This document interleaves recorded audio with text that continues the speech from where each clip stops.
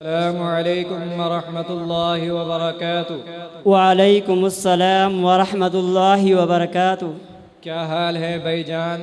الحمدللہ، میں خیریت سے ہوں، آپ سنائیں؟ خیریت ہے بھائی جان، آج کل نظر نہیں آتے۔ جی بھائی جان، میں نے مدرسہ مھعد الشیخ بدیع الدین الاسلامی میں داخلہ لیا ہوا ہے اور وہیں پہ زیر تعلیم ہوں۔ اچھا، آپ نے ایک اچھے مدرسے میں داخلہ لیا ہوا ہے۔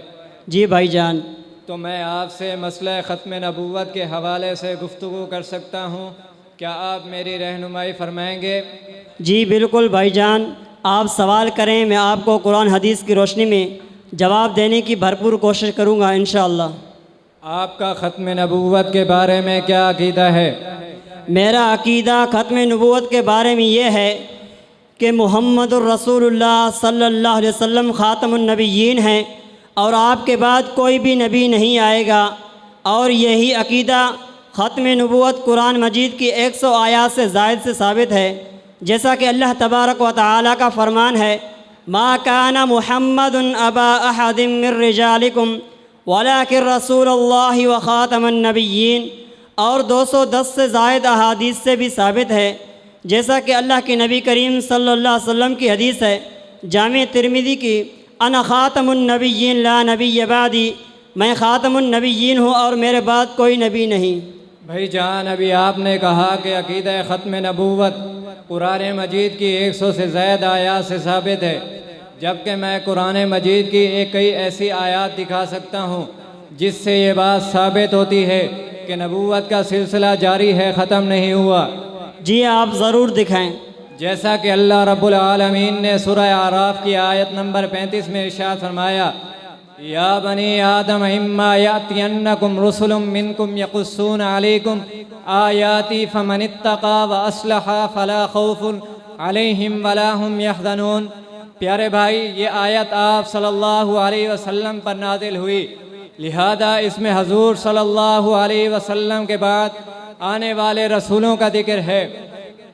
آپ علیہ السلام کے بعد بنی آدم کو خطاب ہے، لہذا جب تک دنیا میں بنی آدم موجود ہے اس وقت تک نبوت کا سلسلہ جاری رہے گا۔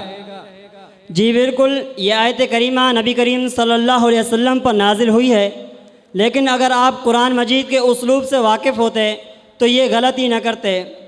نبی رحمت صلی اللہ علیہ وسلم کی امت اجابت کو یا ایھا الذین آمنوا سے مخاطب کیا جاتا ہے، جبکہ نبی کریم صلی اللہ علیہ وسلم کی امت دعوت کو یا ایھا الناس سے خطاب ہوتا ہے، نہ کہ یا بنی آدم سے۔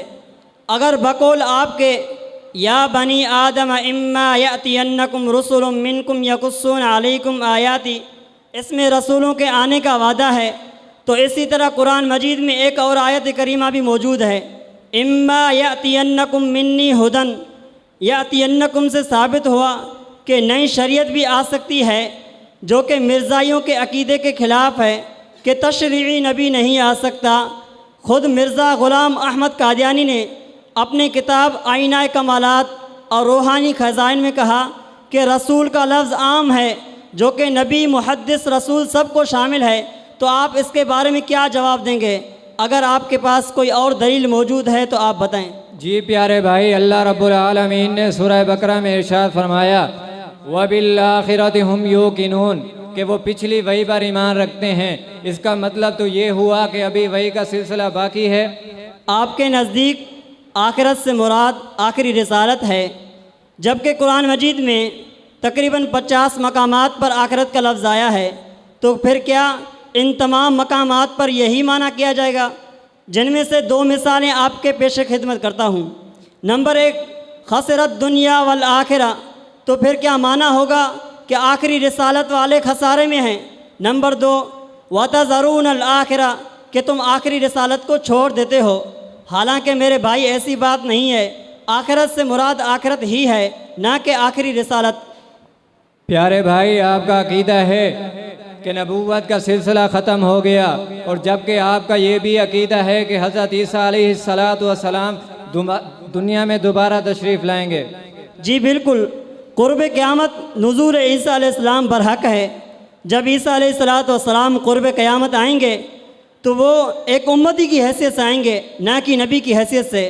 मुस्नद अहमद शरीफ की रिवायत है, सैयदना जाबिर रज़ी अल्लाह तआला इरशाद फरमाते हैं कि आप सल्लल्लाहु अलैहि वसल्लम ने फरमाया, लौ अन्न काना मूसा हय्यन मा वसिअहु इल्ला अन यतबअनी, अगर मूसा अलैहिस्सलातु वस्सलाम भी ज़िंदा हों और वो मेरी नबूवत को पालें तो वो भी एक उम्मती की हैसियत से ज़िंदगी बसर करेंगे। भाईजान, आप कहते हैं कि हज़रत ईसा अलैहिस्सलातु वस्सलाम एक उम्मती की हैसियत से आएंगे, जबकि कुरान कहता है ला नुफर्रिकु बैन अहदिम मिर रुसुली, कि हम अंबिया के दरमियान तफरीक नहीं करते। जी मेरे भाईजान, किसी नबी का बैक वक्त नबी होना और दूसरे नबी का उम्मती होना ये कोई नई बात थोड़ी है। हज़रत हारून अलैहिस्सलाम बज़ात खुद नबी थे और अपने भाई मूसा अलैहिस्सलातु वस्सलाम के उम्मती भी थे। भाईजान, आप जानते हैं कि अल्लाह रब्बुल आलमीन झूठे नबियों को मोहलत नहीं देता, जबकि मिर्ज़ा ग़ुलाम अहमद कादियानी की जमात में मुसलसल इजाफा हो रहा है, तो इससे मालूम होता है कि वो सच्चा नबी है। यह आपका उसूल सरासर गलत है कि अल्लाह तबारक व तआला झूठों को मोहलत नहीं देता। देखें, शैतान सबसे बड़ा झूठा है और वो कब से मोहलत पर है? क़यामत तक वो मोहलत पर है। तो क्या ये शैतान के सच्चे होने की दलील है? रही बात झूठे नबूवत की, तो दुनिया में मिर्ज़ा ग़ुलाम अहमद कादियानी काफ़र से पहले एक नहीं बल्कि बेशुमार लोग आए जिन्होंने झूठी नबूवत का दावा किया और तवील ज़िंदगी पाई। मसलन ईरान में एक शख्स रहता था जिसका नाम साले बिन तरीफ़ है। उसने झूठे नबूवत का दावा किया और वो मलून इंसान अपने दावे के बाद भी इस दुनिया में 47 साल तक ज़िंदा रहा और उसकी औलाद ने 300 साल तक ईरान में हुकूमत की। अगर ये तवील अरसा उनके सच्चे होने की दलील होती तो ये अल्लाह तबारक व तआला इनको मोहलत देता, जबकि अल्लाह तबारक व तआला का फरमान है इन्नमा नुमली लहुम लियज़दादु इस्मा, कि अल्लाह तबारक व तआला झूठों को इसलिए भी मोहलत देता है कि उनके गुनाहों में मुसलसल इजाफा हो सके।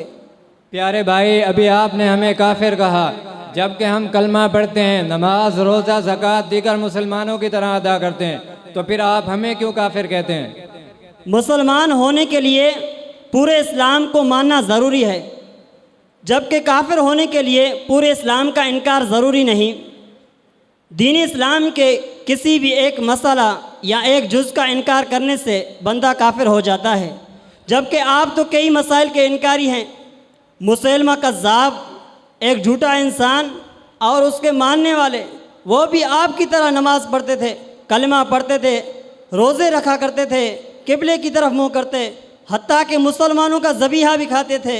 मुसलमा कज़्ज़ाब का और मुसलमानों का बाज़ के दीगर मसाइल में कोई भी इख्तलाफ न था, सिर्फ एक मसला में इख्तलाफ था और वो यही कि मुसलमा कज़्ज़ाब अपने आप को नबी कहता था। लिहाजा सहाबा इकराम ने उसका ताक़ुब किया और उसे कहा तेरे नमाज़ें पढ़ने के बावजूद, कलमा पढ़ने के बावजूद कोई भी अमल तुम्हारा कबूल नहीं है। इसी तरह अगर कोई भी मिर्ज़ाई अगर कलमा पढ़े, नमाज़ें अदा करे, तो उसका इस अमल के बावजूद भी कोई भी अमल काबिल कबूल नहीं है। प्यारे भाई, अल्लाह रब्बुल आलमीन ने कुरान मजीद में ग़ुलाम अहमद कादियानी का नाम लिया है। अल्लाह ताला ने इरशाद फरमाया मुबश्शिरुम बिरसूली याती मिन बाद इस्मुहु अहमद। प्यारे भाई, अगर इस अहमद से मुराद मिर्ज़ा ग़ुलाम अहमद कादियानी नहीं तो फिर कौन है?